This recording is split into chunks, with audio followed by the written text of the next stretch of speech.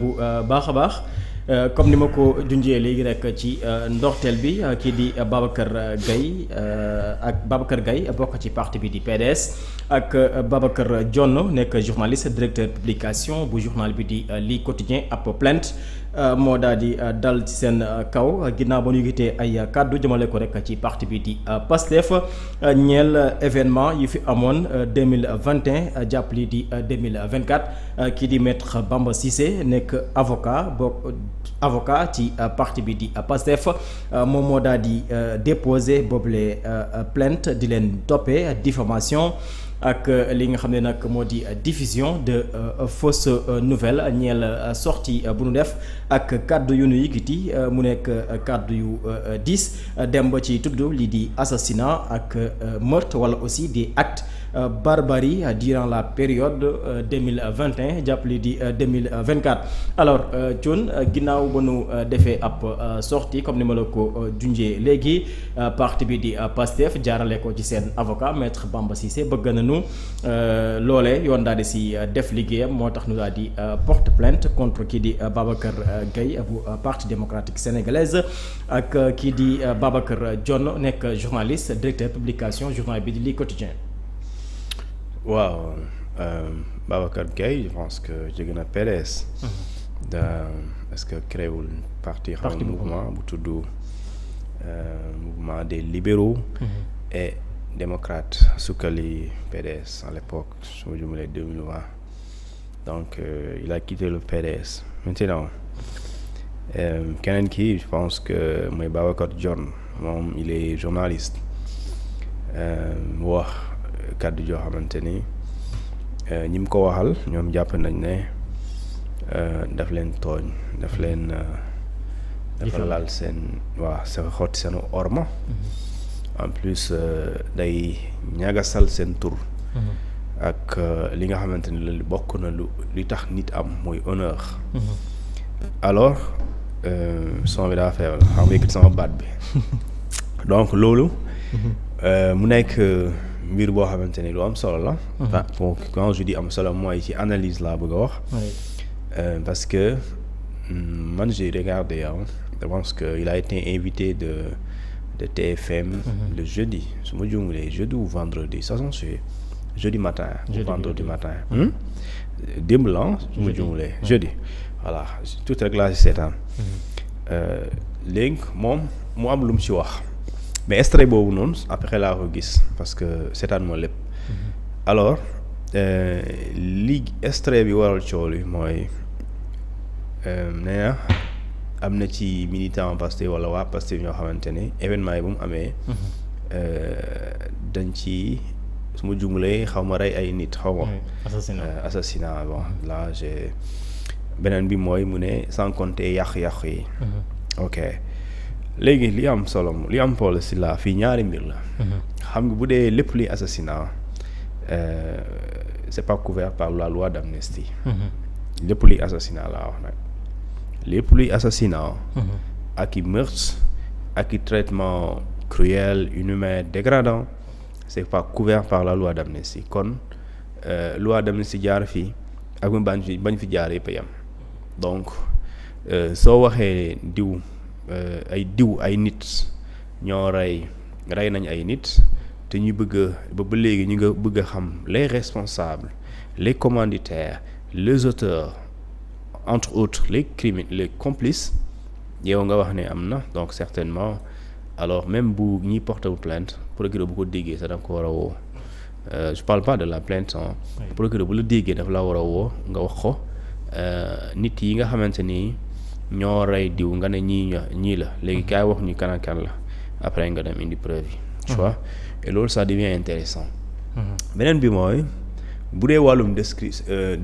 dégradation de biens publics c'est-à-dire que mbur xam sa kan la mbur xam c'est-à-dire léegi supposons ñi muy wax sax supposons ñoom la nga mën laal nit ki nga ne ko yow mii la et après loo ci mën la loi est passée par là et après mënoo si dara te yoon xam nga lan la ñun Sénégal ndeysaan dañuy defar suñuy texte après pour ñu koy violer après dara du xew mais amnistie bu ñu ko defee par dañuy tere dañuy tere magistrat bi moo gën a fort ci wàllum yoon sëñ bi. absolument dañuy tere moom mu wax ci. ak commissaire yi dinaa la liiral lu ñu si wax daf na il est interdit à tout magistrat fonctionnaire de rappeler ou de laisser subsister sous quelque forme que ce soit dans un dossier judiciaire ou de police ou dans tout document officiel les condamnations d'échéance, exclusion, incapacité, privation de droit attachées à la peine effacée par l'amnistie. kon ñun des fois ñu ngi gis ñuy wax fii yëpp. violé nañ loi portant amnistie yàgg na. oui yàgg na moom. léegi ça veut dire que violé ko mooy ñu ne la bu ñu defee amnistie ba pare. fait yooyu dañ koy effacer donc nit yooyu nekkatuñu même bu ñëwee dañuy ne xam nga dañ leen considérer innocent.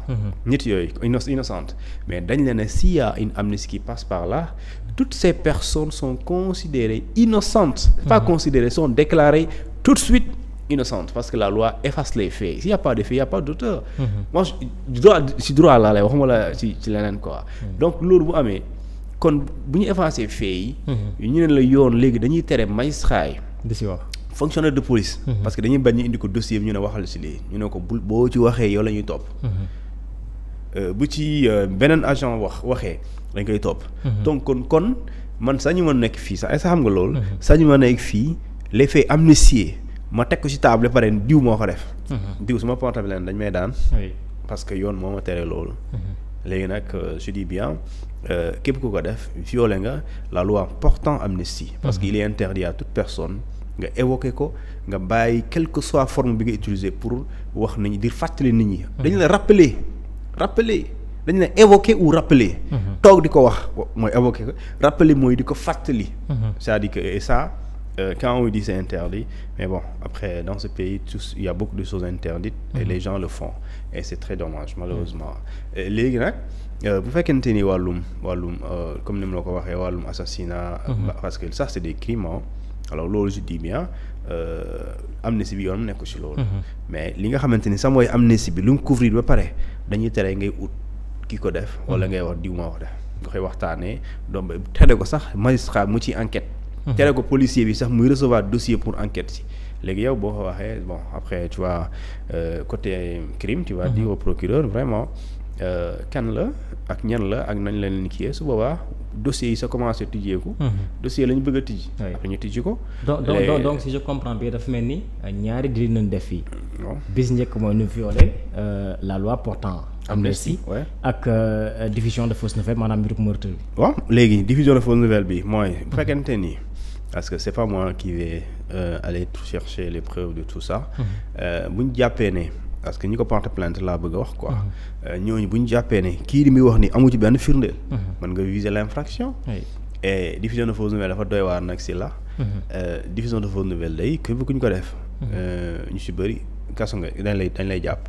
waxuma dañ lay garde à vue defal la mandat de dépôt parce que le code de procédure pénale moom moo ko wax. article 139 daf ne sur réquisition dûment motivée par le ministère public le juge d'instruction est tenu de décerner un mandat de dépôt à l'encontre de toute personne poursuivie par les articles 56 allant de 56 à 100 et l'article 255 mooy bi wax diffusion de fausses nouvelles kon bu ñu la woowee ci wàllum diffusion de fausses nouvelles lenn mooy tax doo dem ci ñu la def mandat de dépôt lenn kese amul ñaar amul ñett lenn mooy le simple fait procureur bind motiver réquisition su ko motiver amul kenn ku la mën a tere dem kaso amul mooy diffusion de fausses nouvelles l'article 255 parce que dañ ne sur réquisition dûment motivée par le ministère public virgule le juge d'instruction est tenu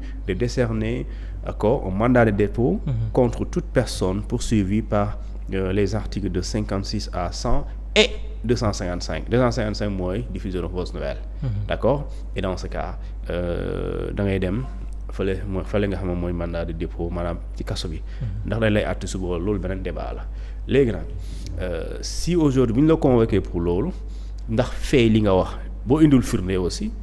mais dañ lay jàpp. léegi firnde yi mooy tey puisque nee na am na waa Pastef bi rey.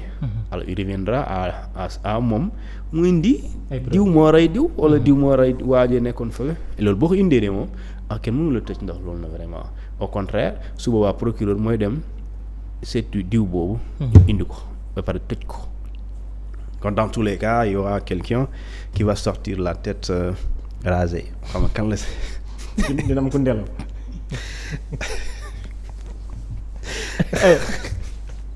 cuun daa mel ne. déet man xam nga kan